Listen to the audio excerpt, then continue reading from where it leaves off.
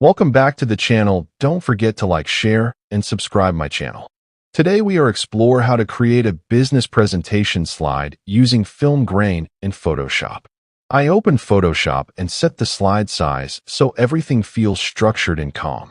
I place my image and duplicate the layer to keep the original safe. Now I open Camera Raw filter and slowly introduce film grain. I pause here because business slides need clarity, not distraction. I lower the grain amount and gently increase the size for a soft texture.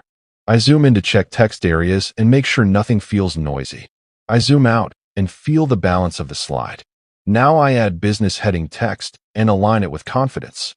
The slide feels professional, emotional, and ready for business.